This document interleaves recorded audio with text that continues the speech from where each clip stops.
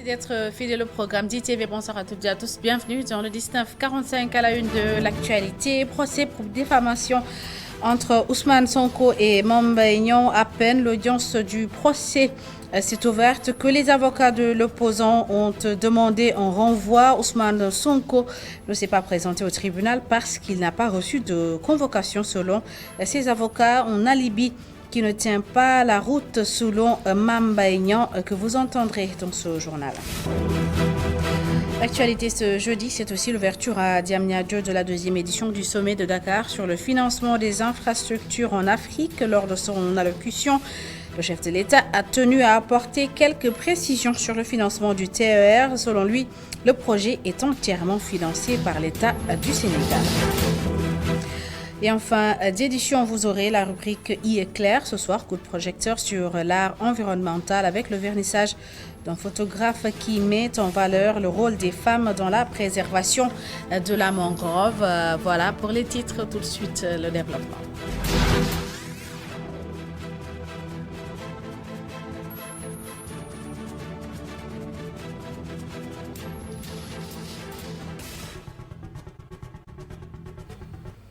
Bienvenue à toutes et à tous. Le procès pour diffamation entre le leader du PASTEF et l'actuel ministre du Tourisme est renvoyé jusqu'au 16 février. Ce sont les avocats de l'opposant qui ont sollicité un renvoi car estimant que leur client n'a pas reçu des citations directes, un alibi qui ne tient pas la route selon Mamba Aignan qui s'est présenté au tribunal. Il s'est exprimé à sa sortie d'audience. Le voici au micro d'Amadou Barry.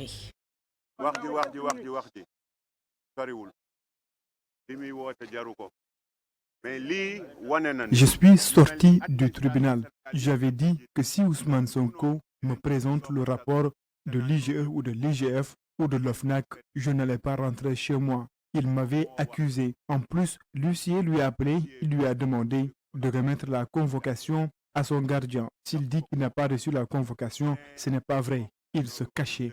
L'huissier l'a appelé à maintes reprises. Tantôt il disait être chez lui, tantôt dans son siège. Il n'a qu'à arrêter ses agissements. Il va sortir le rapport de gré ou de force.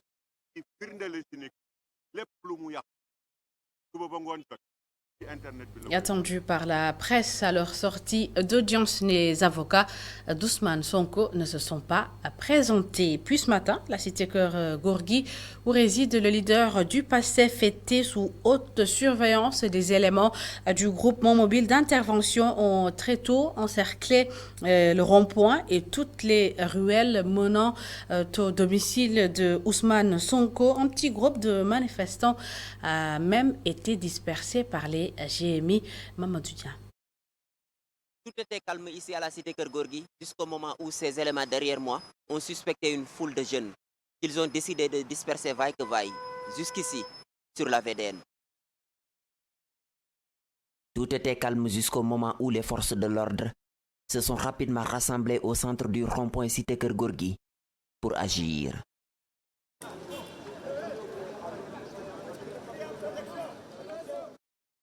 Les éléments du groupement mobile d'intervention ont détecté la genèse d'une foule de potentiels manifestants. Les bérets rouges équipés décident d'intervenir sur le champ.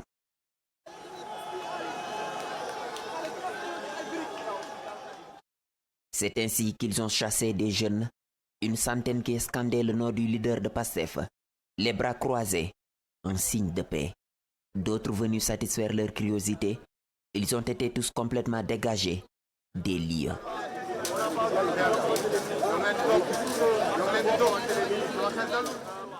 Par la suite, le GMI s'est replié dans la cité. Une forte présence policière, des hommes en tenue tout comme en civil, certains encagoulés. Jusque-là, par l'ombre d'Ousmane Sonko, seules les forces de l'ordre sont positionnées très tôt aux alentours du domicile de l'homme politique, avant 6 heures du matin.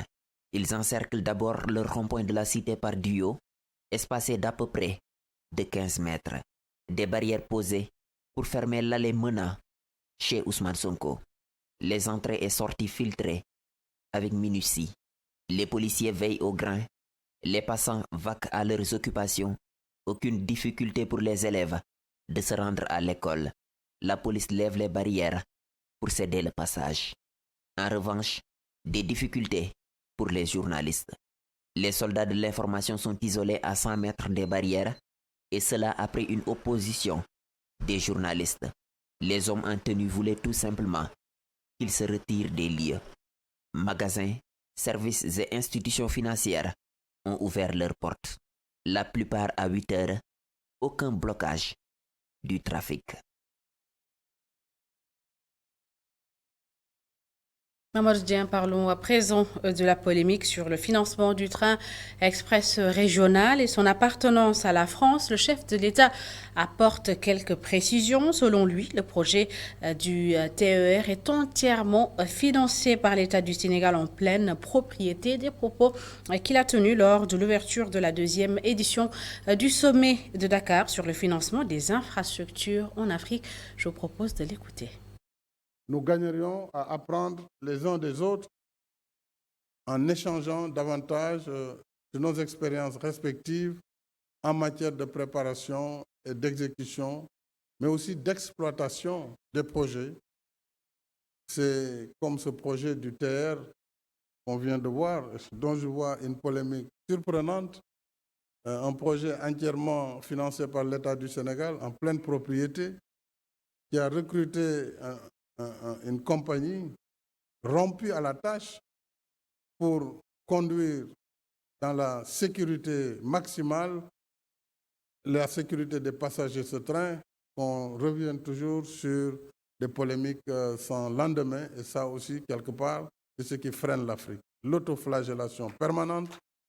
Pendant qu'on travaille pour le développement de notre continent, vous trouverez toujours des gens qui n'ont rien d'autre à faire que de peindre en noir ou en bleu ou en je ne sais quelle autre couleur les efforts qui doivent être la fierté de notre continent. Et moi, je suis convaincu que l'Afrique ne doit rien envier à personne. Nous avons tout ce qu'il faut pour faire de notre continent le plus beau continent du monde. Nous avons tout ce qu'il faut. Mais faudrait-il que notre élite, et c'est là où le bas blesse en Afrique, soit engagée dans le progrès du continent. Et depuis quelques semaines au Sénégal, les élèves réclament des changements dans les programmes scolaires. Ils réclament surtout un changement dans du contenu des cours d'histoire, géographie, qu'en pensent leurs camarades des lycées Blaise Diagne et John Fitzgerald Kennedy. Aliou Sow leur a posé la question. Voici son reportage. Un groupe de jeunes filles devant le lycée John Fitzgerald Kennedy. Ces élèves en classe de seconde S dénoncent un programme surchargé. Elles exigent la suppression de certaines matières. Les programmes sont très nombreux. Donc, pour ce fait, on doit diminuer le programme parce que nous, on fait la classe de seconde S. Pour l'HG, on nous apprend des choses qui ne sont pas de notre pays. Donc, pour ce fait, on doit enlever HG. Pour moi. Sa camarade de classe lui emboîte le pas. Fatima Kamara demande aux autorités de revoir l'enseignement de l'histoire et la géographie. Les programmes d'histoire, on pourrait réduire ça, ou je ne sais pas moi, comme on apprend quelque chose qui est du Sénégal ou de l'Afrique, on apprend des leçons kilométriques, ça ne sert à rien. Après, le jour du devoir, tu viens, tu n'as pas la moyenne, après on dit que tu n'apprends pas. Il faut diminuer certaines parties et changer.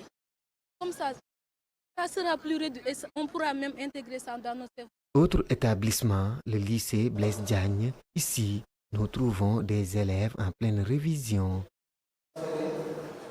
Cet élève en classe de terminale S juge la plaidoirie de ses camarades anormale. Ce n'est pas normal à un élève qui étudie depuis la classe, depuis l'élémentaire jusqu'à présent.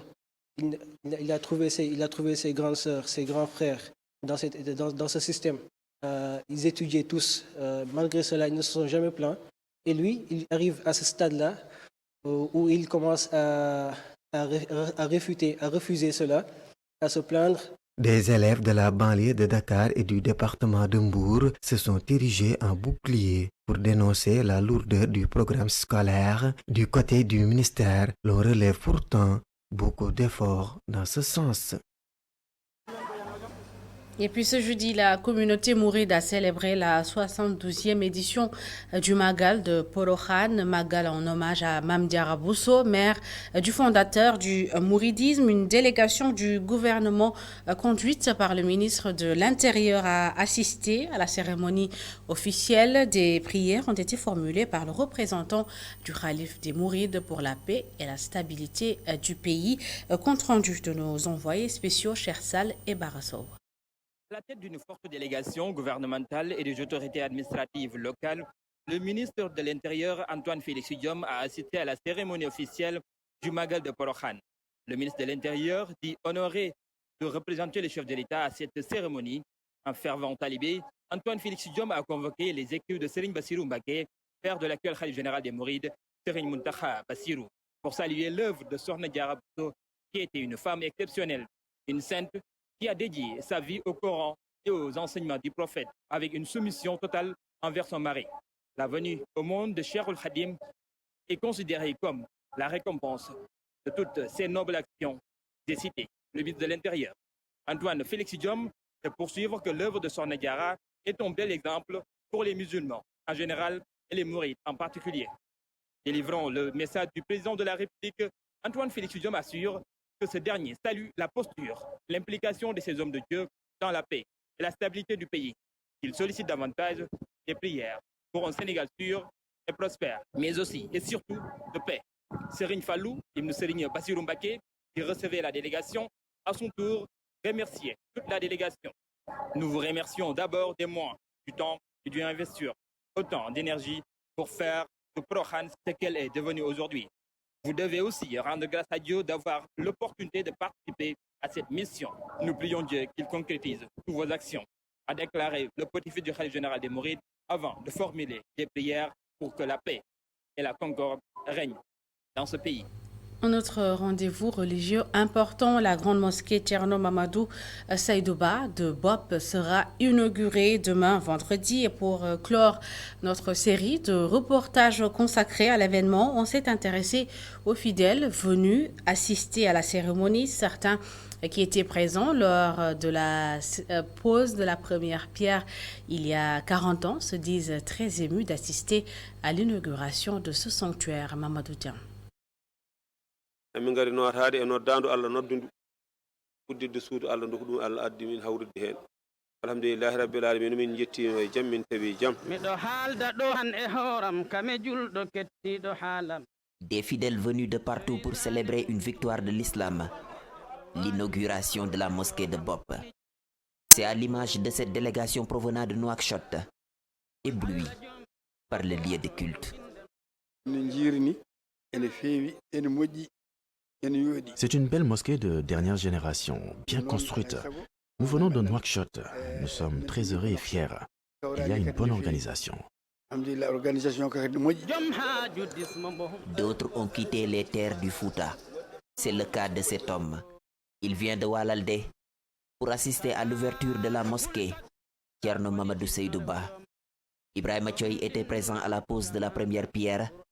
Cette inauguration, une exaltation pour lui.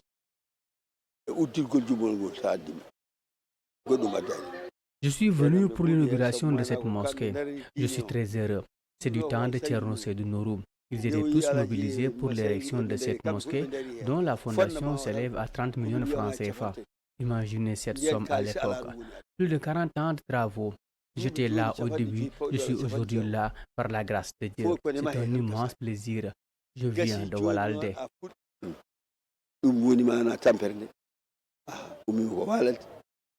Une prophétie de Thierno, devenue une réalité sous le califat de Thierno Amadou Tidiane Ba.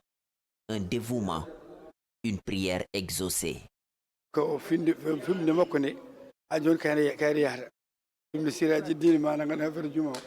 C'était une instruction de Thierno Mamadou Saïdouba. Aujourd'hui, les travaux ont fini sous les yeux de Thierno Amadou Tidiane Ba. C'est un honneur. Cette mosquée est une prière exaucée. C'est exactement comme Thierno l'avait voulu. C'est pour tous les musulmans. Nous rendons grâce à Dieu.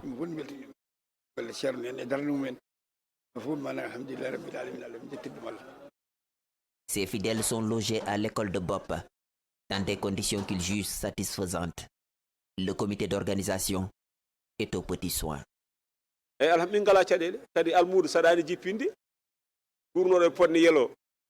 Nous n'avons aucune difficulté. Nous sommes des talibés. Ce n'est pas difficile de nous loger. Ici, c'est confortable pour nous. Nous mangeons bien.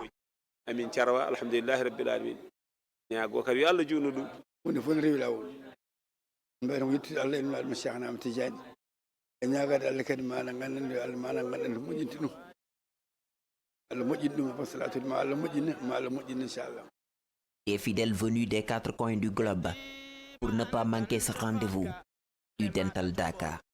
La grande prière de ce vendredi est le début d'un programme de 72 heures.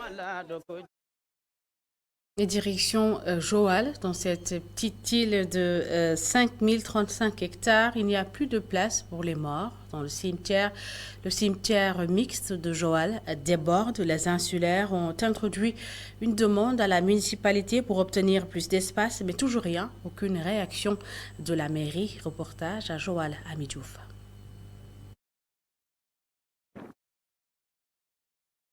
Dans ce cimetière parsemé de coquillages sont enterrés musulmans et chrétiens. Les croix et les sépultures ou mausolées permettent de différencier les tombes. En pirogue ou à pied, en tout cas en empruntant le pont, on y accède facilement. Un véritable symbole de paix et de fraternité entre religions. Autrefois, les premiers habitants de l'île vivaient de la quête de ces coques. Et donc, ça fait depuis le XIe siècle que ces amas coquillers se sont retrouvés ici. Cimetière au coquillage mixte où reposent musulmans et catholiques. Pour vous dire qu'il y a une harmonie entre musulmans et catholiques dans ce village. 95% de catholiques et 5% de musulmans.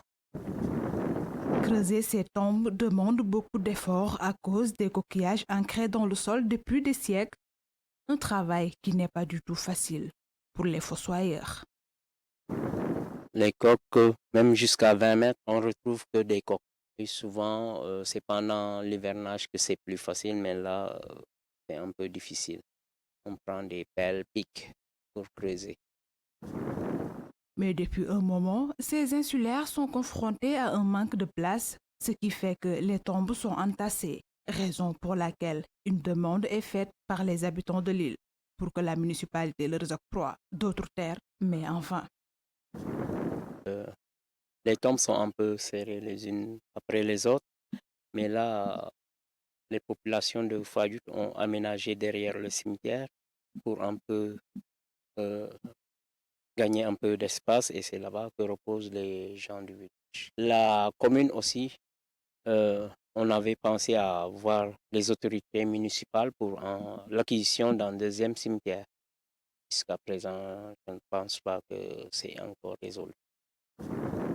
Fayut, cette île de 5035 hectares abrite le seul cimetière mixte du Sénégal. Plus sa population augmente, plus ils ont besoin de place pour enterrer leurs morts.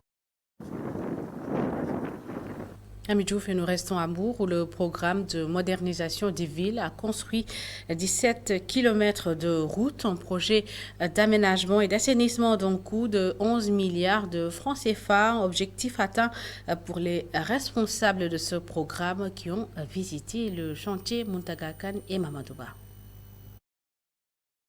Après la tournée de visite des 17 km de routes réalisées, les responsables de Promoville se disent satisfaits de leur travail, d'autant plus que, à les en croire, leurs objectifs ont été atteints à 100%.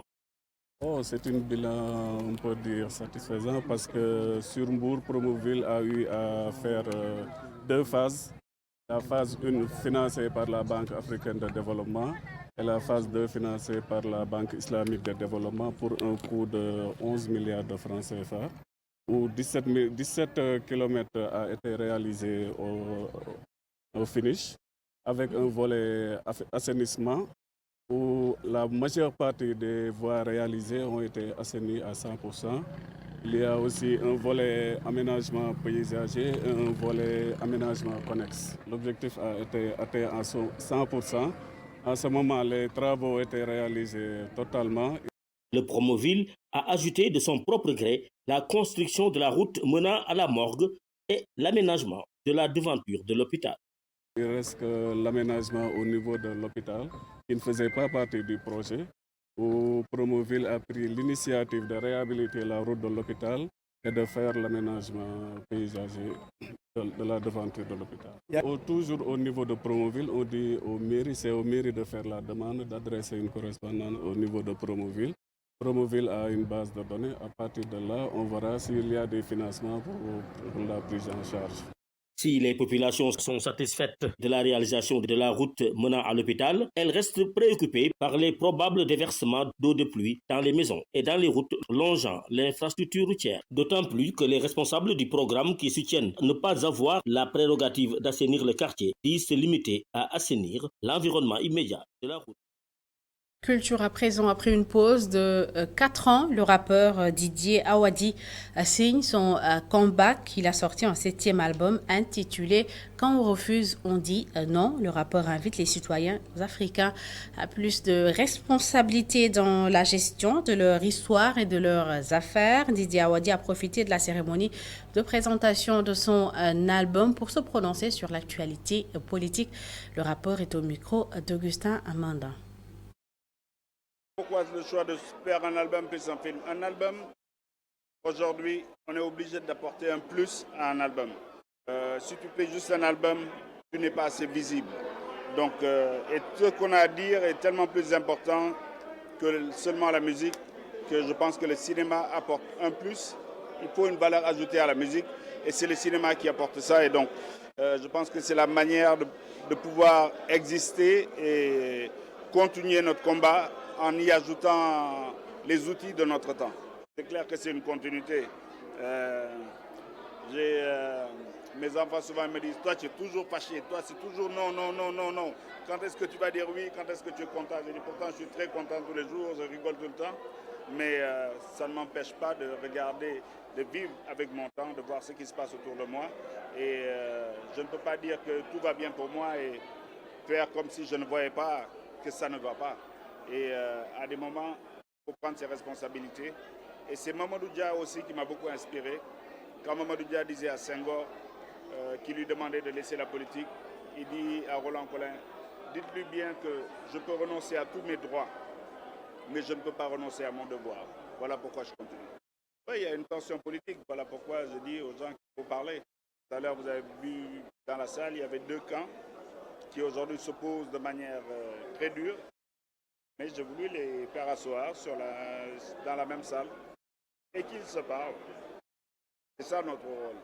Et on ne va pas fuir ce rôle. Compris, pas compris, on va continuer à dire aux Sénégalais, parlons-nous. Si on ne se parle pas, on se frappe.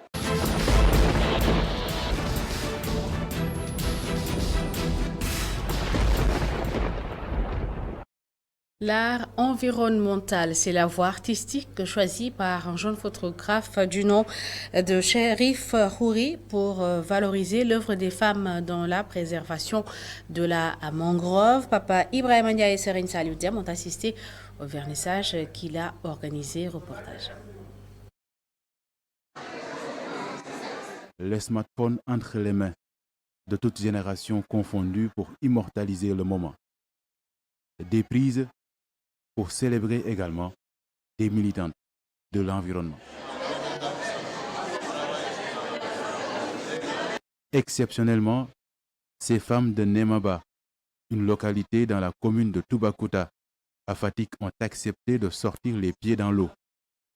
Loin de leur terre natale, à Dakar, elles profitent de l'exposition, jetant un regard artistique sur le rôle crucial dans la préservation de l'écosystème de la mangrove. Wa solo mangrove moo ne ñun buñ ko doon xaymate dañu naan or la buñ ko doon kii ci doom yi tamit dañu naan mooy suñu doom bu góor ndaxte boo ne mangrove produit halieutique boo ko waxee mangrove moo ci jiitu fu mangrove nekkut leneen du fa nekk ndax boo ne jën ci mangrove bi lay juree door a mun a génn ci bolon bu mag bi boo ne yoxos ci mangrove bi lay tafu door a mun a def màggaayam boo ne paañi tamit ci mangrove bi lay dugg sànni lavam ba mun a nekk ay doom.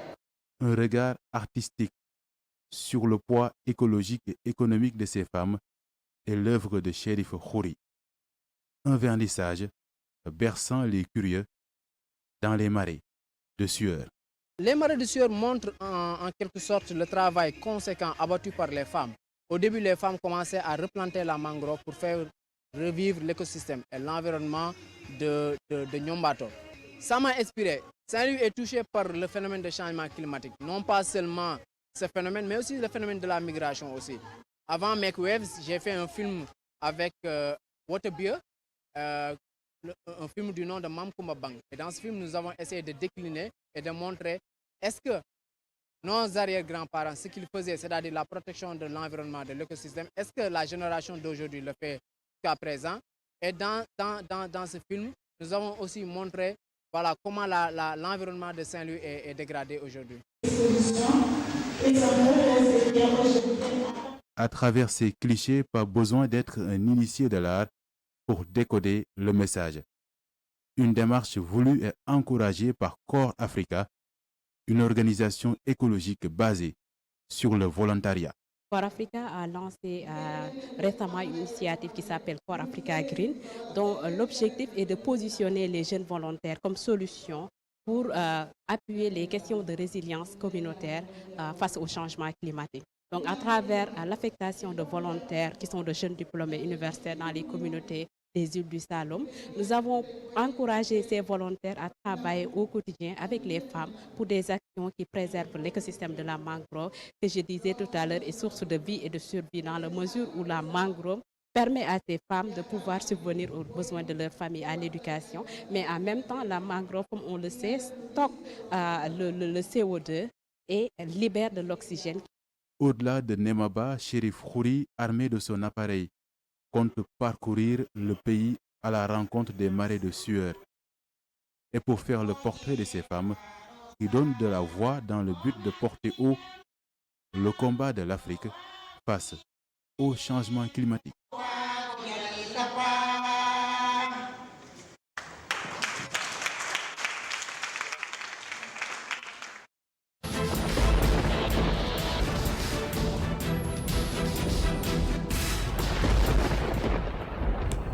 Papa Ibrahima Ndiaye, merci. C'est la fin de cette édition. Merci à toutes et à tous de l'avoir suivi.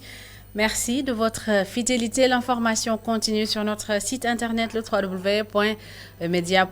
Demain, vendredi, retrouvez Aminata Ndonka. Bonne suite des programmes sur ITV.